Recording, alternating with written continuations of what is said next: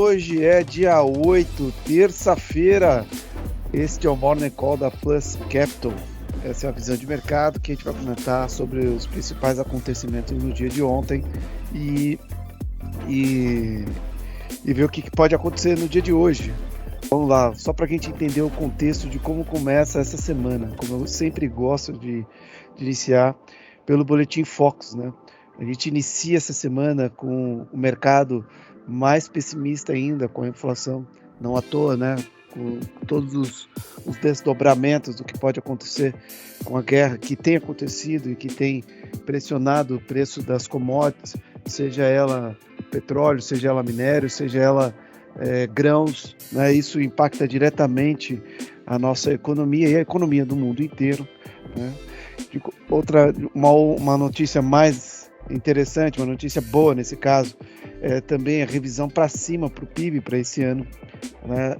Em algum momento a gente espera que o aumento de IPCA possa influenciar o crescimento do PIB, mas não é o que está acontecendo nesse instante.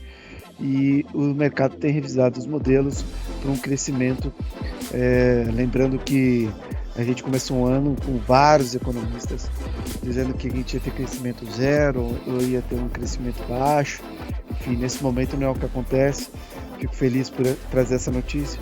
O câmbio, né, ele vem também sofrendo ajustes para baixo, né? A gente tem recebido um fluxo muito grande de investimento. O Brasil se torna uma via viável dentro desse contexto de conflito de países emergentes para receber recursos, né, que estavam alocados nesses países como a Rússia, por exemplo.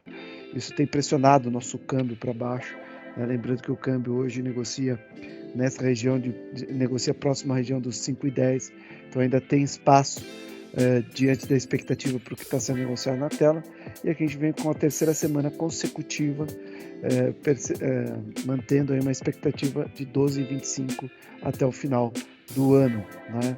Então esse é o contexto que a gente inicia a semana, tá?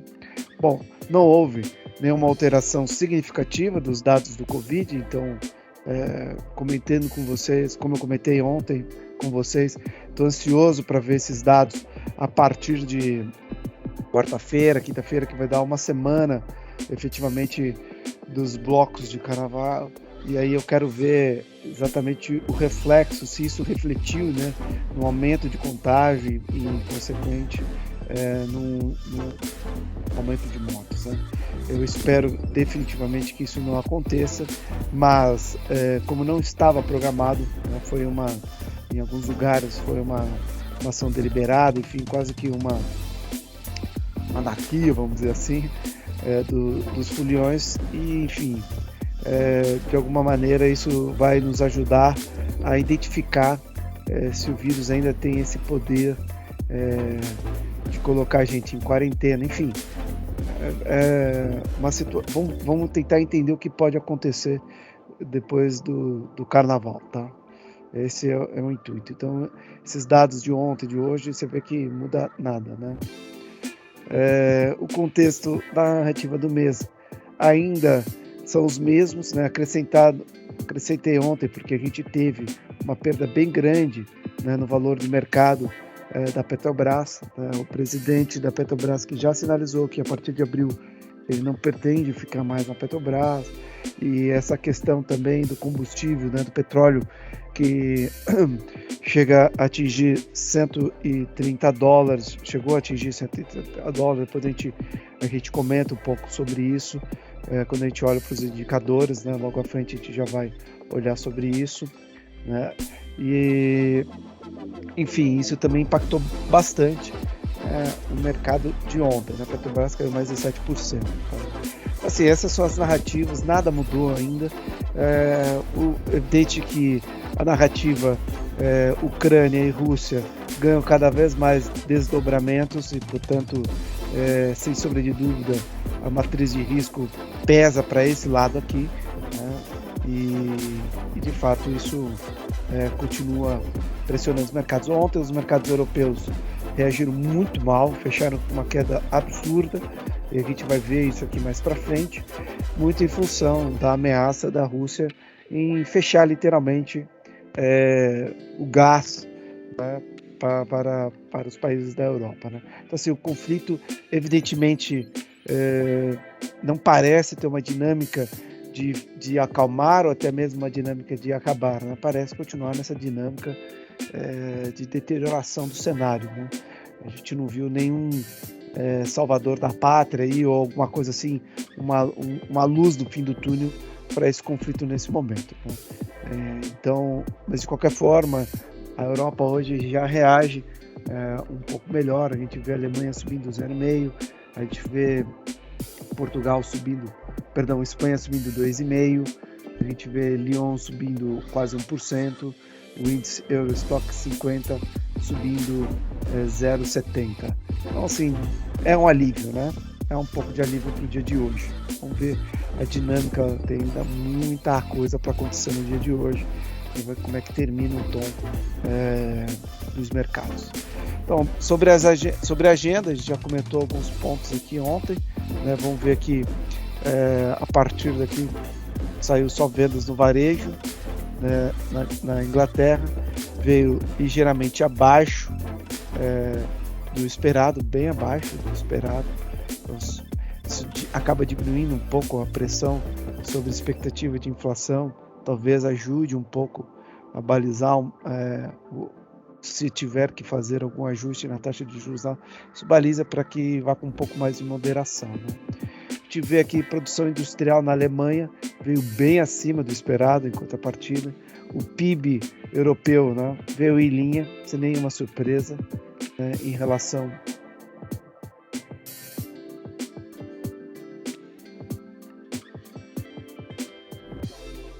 esses outros indicadores por aqui, tá? Vamos olhar aqui os principais índices americanos. Então a gente vê aqui o Dow Jones, né, segue aqui testando, né? Testou aqui semana retrasada, testando aqui semana passada e testando essa semana de suporte aqui nessa região aqui dos 3 e pouquinho, 3 e 300, testando, ou seja, foi um dia duro ontem também para os americanos, né? Topos e fundos, topos, a gente vê que já faz um fundinho aqui mais baixo, então seguindo aí uma tendência, ligando os pontos aqui, topos e fundos decrescentes. Assim está o Dow Jones, assim está o S&P, né? O mercado americano, ele entra numa dinâmica de realização, né? Aqui testando essa região de suporte aqui, vejo que essa é uma região muito importante, né? A gente já vê que é uma região testada aqui, superado, testou, superou, né? Aqui a gente vê já o Nasdaq num contexto um pouco mais diferente, né? Ele já aqui no que a gente chama de uma inversão de polaridade. Significa isso. Aqui era uma resistência, testou com suporte, testou, perdeu novamente, perdeu a semana retrasada, semana passada, e essa semana também está perdendo essa região aqui, tá? Aqui esse tem sido evidentemente o nosso farol para essa realização, né? É um índice americano que contém mais de 2.000 small caps, então ela tem sido de fato, a gente via comentando que ela estava sendo quase que um indicador antecedente do que poderia acontecer tanto com o Dow Jones, S&P e Nasdaq. Nikkei, que triste a gente ver, depois de ter brigado aqui, tocando as regiões das máximas dos últimos 10 anos, desagou forte, né, perdendo aqui os suportes que a gente tinha intermediários, né, mantendo essa dinâmica de curto prazo de realização do mercado. E a Europa, né, vivendo todo esse conflito também, né, perdendo aí todas as regiões de suporte que a gente tinha traçado para esses indicadores e testando aí limites bem baixos, né? Então, assim, realmente um contexto, a gente olha para os mercados de uma maneira geral, uma desalavancagem monstra, né? Não à toa, né? Esse conflito bélico faz isso, você tira um pouco de apetite a risco, né? E aí você tem aqui, por exemplo, o VIX, né? Que é o índice que mede a volatilidade implícita do índice do S&P, testando aí as regiões de máximo, né? Então a gente vê de fato aqui que estamos testando limites de massa, ou seja, o mercado aqui num compasso bem arisco, bem nervoso, né? Bem nervoso. E a gente vê o WTI, o Brent, né, também testando as máximas aqui, respirando um pouco em relação aos principais, né, preços que a gente já viu.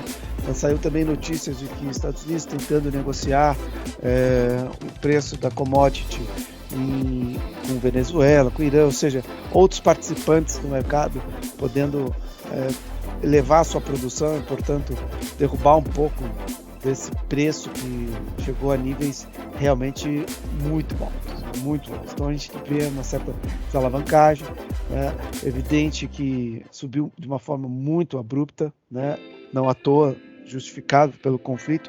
Talvez se começasse a trazer sinalização, né, de falta de petróleo, né, embora esteja tendo o conflito e a Rússia, sim, de fato, ela é responsável por uma parcela importante de emissão do petróleo do globo.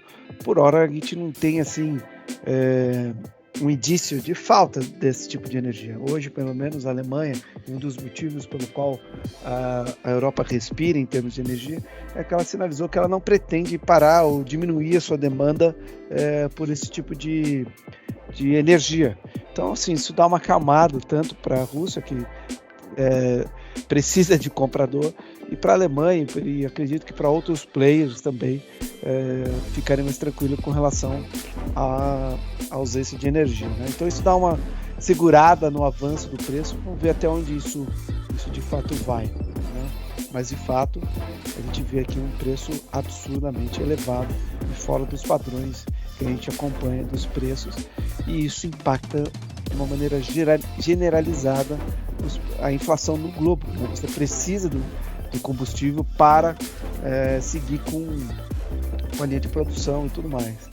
Aí a gente vê aqui os bonds, né, aqui dando uma leve arrefecida, né, aqui também dando uma leve arrefecida, né, a gente vê nos principais bonds que deu uma aliviada, né, a demanda que estava muito grande deu uma certa aliviada, mas ainda é muito cedo para dizer que isso, né, terça-feira da semana, lembrando que cada barrinha dessa é uma semana, vamos ver como é que termina a semana, para dizer que isso aqui é o que a gente chama na análise técnica de um bloqueio de avanço, né? Aqui o apetite diminui. Vamos ver se isso acontece. A semana acabou de começar. E aí o que a gente pode ver, olha o farol aqui, né? O ouro nesse momento, o farol que identifica que efetivamente as pessoas estão atrás de segurança, né? A gente vem acompanhando essa alta, essa escalada do ouro, e não à toa a gente vem comentando semana a semana a respeito disso, né? E a gente não vê um apetite diminuir. Olha só, está fechando perto das máximas. Fechou ontem perto das máximas. Vamos ver como é que essa dinâmica continua, mas literalmente está nas máximas, né? Aqui o minério de ferro, a gente vê que a alta absurda dessa semana ainda não pegou a alta do fechamento de ontem, mas já subindo 16%, né? Aqui também fundo, topo, fundo, topo, fundo, né? Fazendo aí por enquanto essa semana uma sequência de topos e fundos crescentes, né? Engatando aí uma altinha no curto prazo. Vamos ver até onde vai isso. Afinal de contas, o maior demandante dessa matéria-prima ainda é a China, né? Então vamos ver até onde é a China, porque a China foi a mesma que causou essa ruptura aqui, né, daqui para cá. Então, assim, e eu já vi, a gente não pode esquecer, né? Olha, como sobe de maneira agressiva, mas quando cai também. Então, assim, eu acredito que muito desse preço aqui está na mão do especulador, não na mão daquele que importa, exporta, ou que precisa travar fazer o hedge da produção. Assim como acredito que isso esteja também na mão no petróleo, está muito na mão do especulador. Então, quando o especulador precisa vender, ele vende, né? Ele vende, realiza lucro, enfim. O especulador tem a sua função no mercado, que é gerar liquidez, mas ele tem o menor comprometimento possível com o fundamento dos ativos, né? Então, é isso que a gente precisa acompanhar, né? O quanto que foge dos fundamentos. E aí, ontem aqui no nosso mercado, né, uma queda bem acentuada, né? Uma das maiores quedas do ano, possível ver, a maior queda do ano, né? A gente teve aqui no início do ano uma queda de 2,4. Ontem a gente teve a maior queda do ano, elevando aqui março para um campo negativo. Ainda a gente respira um pouco no ano, mas a gente vê efetivamente o mercado reagindo mal, né? Mal. Então foi uma queda bem agressiva, né, em relação ao que a gente acompanha em março e no ano desse ano, aumentando evidentemente o nível de volatilidade do mercado, né? Isso aqui é só uma foto para a gente acompanhar, né, o que vem acontecendo nos últimos marços dos 25 anos que a gente monitora. Em relação aos contratos, né, ontem os estrangeiros aproveitaram para vender um pouco, né, venderam relativamente pouco não, né, aliviaram um pouco a mão aí. O lote é muito grande, mas venderam 21 mil contratos. Os institucionais nacionais compraram um pouco, né, ontem. Estão um estoque bem vendido, eles acabaram comprando um pouco ontem. A gente vê aqui no câmbio, né, os estrangeiros reforçando mais um pouco o seu estoque na ponta comprada e os institucionais ali vendendo mais um pouco da sua posição, elevando aqui o estoque na venda, tá? E aí o que é a foto do dia de ontem? Essa é a foto do dia de ontem, né? O índice aqui no diário, ele testou essa região, a gente acompanhou, e aí ele virou forte, né? Depois dessa alta abrupta aqui, forte, né, levando o preço de maneira muito rápida e levando em consideração que isso aqui é quinta, sexta, né? Isso aqui é pós-guerra, né? Você teve aqui, na verdade, quinta, sexta, você teve aqui uma expectativa muito positiva com relação à guerra. O Brasil é o porto seguro, aqui é diferente, aqui a gente vai conseguir commodities e tal, e subiu muito. Essa foi a narrativa que elevou rápido os preços, né? E aí agora a gente já vê o preço tendo dificuldade em superar esses 115 mil pontos aqui e voltou bem, voltou a patamares aqui de alguns dias atrás, certo? Né? Aqui no gráfico semanal a gente olha isso com mais clareza, né? Testou uma vez, testou duas vezes, testou três vezes e devolveu ontem, né? Assim, a minha expectativa é que ele fique acumulando um pouco nessa região aqui. Não vejo motivos, evidentemente, nesse momento, com as informações que nós temos hoje, de ele perder essa região. Tudo é possível, com certeza. Eu não vejo essa expectativa. A dinâmica que tem feito o dólar, por exemplo, cair, é uma dinâmica estrutural. Uma revisão de PIB para cima não é um simples número, né? Não é um simples conveniência, enfim, não é um dado simples, é um dado muito complexo para você levar o PIB. Isso significa que há espaço para crescimento, produção, investimento e tudo mais.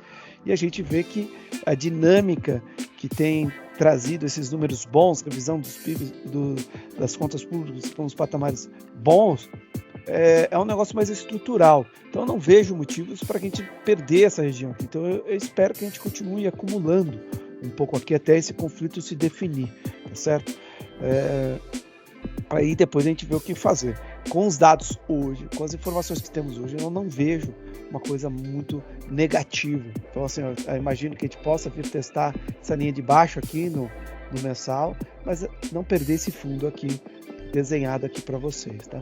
Já o câmbio, uma dinâmica bem diferente, embora esteja aqui numa região, né, de suporte, a gente vê perdendo aqui pode sim dar uma respirada, afinal, olha quantas semanas consecutivas de queda, região importante aqui, né? Mas volto a dizer, assim, como há um cenário muito positivo em termos macroeconômicos, isso chama capital estrangeiro, né? A gente não pode esquecer de todas as conquistas estruturais que a gente conquistou, né? Você tem aí o 5G, investimento estrangeiro, marco de saneamento, marco cabotagem, trilhos, gás, enfim, uma série de coisas, concessões de portos, aeroportos, uma série de coisas que traz o fluxo para cá. E a dinâmica não parece diminuir, né? Não parece diminuir. A gente teve um crescimento na linha de investimentos. Eu sei que muita gente contesta esse crescimento, né? Fala um pouco sobre investimento porque as commodities estão altas. Aí eu abro um parênteses, né?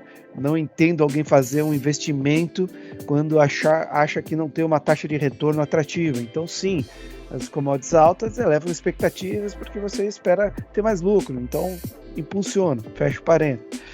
Tem a questão de você ter incorporado plataformas, eu entendo essas outras questões, mas também tem uma parcela muito grande voltada a commodities também, voltada a investimentos que estão para ser contratados. E é esses investimentos que eu olho, aqueles que estão para ser contratados, que devem vir ao longo dos próximos anos. O investimento, segundo o nosso Ministério, na casa de 870 bilhões de reais. É muito dinheiro, gente. É muito dinheiro. Lembrando em consideração que a gente ainda não terminou todo esse projeto de consolidação, de mais concessões, enfim. Então ainda tem muita coisa para acontecer. Então eu acredito que a gente entrou numa dinâmica, portanto, há razões, eu espero, pode ser que para um alívio técnico o dólar deve subir ou aliviar um pouco e para essas regiões aqui, mas eu não vejo uma mudança estrutural no dólar, evidentemente, se nada acontecer de mais grave, né? Eu acho que isso aqui, o dólar vir para essas regiões de novo, assim, só evidentemente se a gente entrar num clima de conflito bélico muito grande, uma coisa assim realmente que está fora do radar? Não, evidentemente que não está fora, mas pensar que essa é a primeira coisa a acontecer, eu acho difícil. Então eu vejo espaço para o Ibovespa permanecer nessa região, mas não vejo drive para o dólar seguir subindo nesse momento, tá? Bom, ontem, em função da Petrobras, que caiu 7, né? Ontem a gente vê que o índice BRX100 caiu 2,32, Petro e Vale contribuíram para 0,35, muito mais pela Petrobras, que caiu mais de 7%. Vamos colocar aqui, deve estar entre as maiores altas aqui, Petrobras está aqui entre as maiores altas. Você vê que ontem foi uma alta generalizada, as companhias aéreas sofrendo muito, evidentemente, né? Uma série de questões, eu acho que também foram muito exageradas, ainda mais essas que tem um fluxo interno, principalmente Azul, um fluxo interno muito grande. Então talvez seja uma oportunidade de aproveitar um trade de curtíssimo prazo. Evidentemente é uma coisa que eu vou observar se o fluxo, como que vai ser o fluxo hoje aqui, mas o fato é que a gente teve materiais básicos, é só olhar outra ponta, o que seria BRAP, Vale, né? Você tem principalmente Vale, que subiu 3%, BRAP 3%, para quem não sabe, BRAP quase que a holding da Petrobras, ou seja, carrega muito de Vale, perdão, não de Petrobras, de Vale, então carrega muito de Vale. Então a gente vê que, enfim, a correlação é muito grande esses dois papéis. Então você vê que poucos papéis, né, aqui repetido, poucos papéis subiram ao ranking dos que ficaram positivos. Ontem foi uma queda generalizada. Olha aqui, apareceu novamente. Esse papel aqui certamente não vai ficar aqui por muito tempo. Eu não acredito que esse papel vai ficar por muito tempo aqui, né? Para mim, todos os trades que eu tenho feito, ele aparecendo aqui, tem sido muito bom. Tá? Então, basicamente, essa é a foto aqui do cenário de ontem, tá? Nada mudou em termos, só a volatilidade aumentou um pouco aqui quando a gente olha para ouro e para